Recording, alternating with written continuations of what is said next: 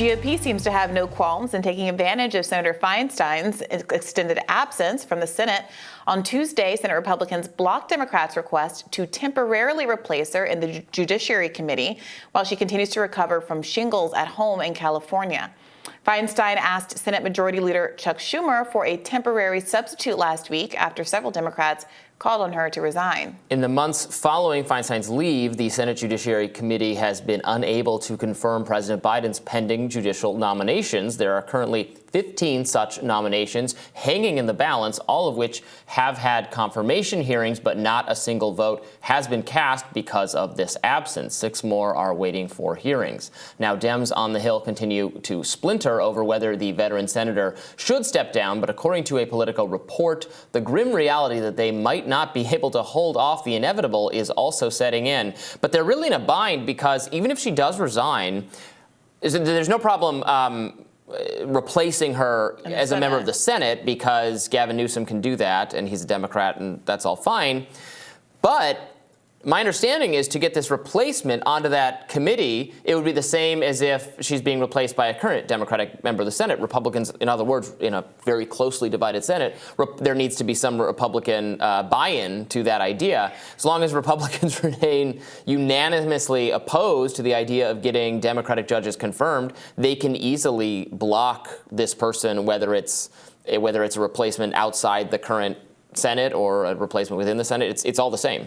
So normally these appointments to these committees are done at the beginning of the year by unanimous consent, and everybody's in it together. Right. There is more of an incentive to be congenial and collaborative when everyone's looking to get their appointments at the same time. Well, because Republicans need some, there has to be give and take because it's a compromise. But right now, this is a different situation, especially since because Democrats didn't act more quickly on this, there have now been all of these media cycles about how important it is for the Democrats' entire judicial appointment plan for this reappointment to happen. So now at this point, even if conservatives had hypothetically been willing to, be minchy about this, now they're in a situation where they would take political heat, and rightly so, I think. Conservative viewers on Fox News and Newsmax would hate them for it. So now it's being covered as this is the first step in the Democrats' plan to appoint activist judges and take over the Supreme Court and yada, yada, yada.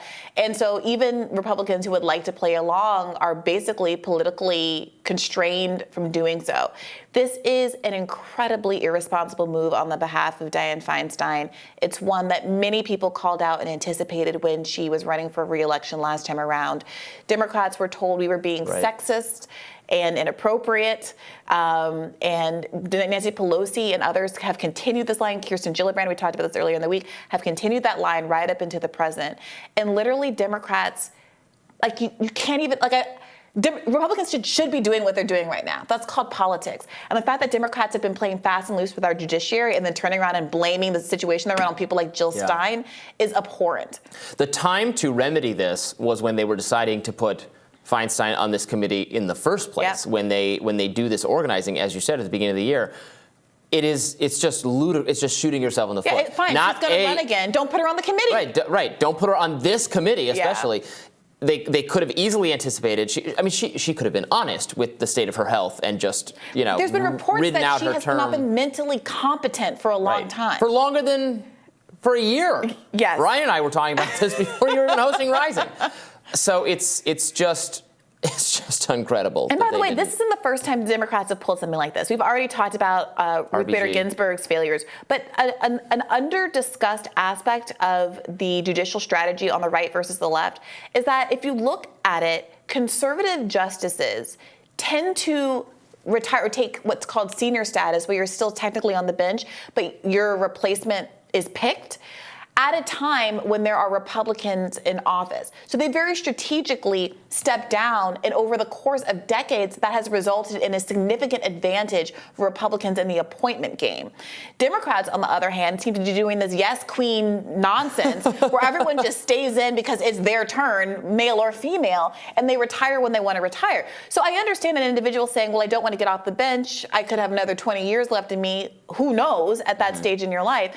But there's this option of just just taking senior status. You get fewer cases, spend more time with your family, you're still on the bench, but you're able to say, okay, I'm a federal judge, this seat is actually important, my guy or girl is in office, let me step down now.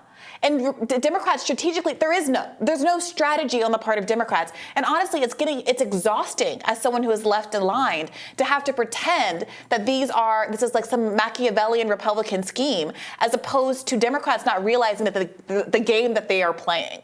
Right. It's a pretty basic plot on the Republican side of things. Like, no, we won't let you have another person fill her seat and confirm more justices we don't like. Obviously. Yeah. You cannot be mad at that. Yeah. And honestly, is there going to be any accountability for Chuck Schumer? Is there going to be any accountability for party leadership? We saw that the Democrats lost the House. I mean, they did a lot better in midterms than anybody expected, but they could have actually won if they hadn't failed so miserably in New York. Was Schumer or any other New York Democrat going to be held accountable for that?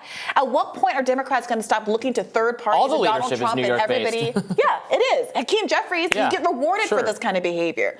So Democrats seem to think that the big problem is Trump and fascism and 1/6, and I'm not saying that those things aren't issues. But the reason that Democrats are losing and enabling all of the fascism and the things that they don't like politically is because the Democrats are asleep at the wheel and have been for a very long time. Feinstein asleep at the wheel? I don't know. I got to say, I hope she doesn't have a license. More Rising after this.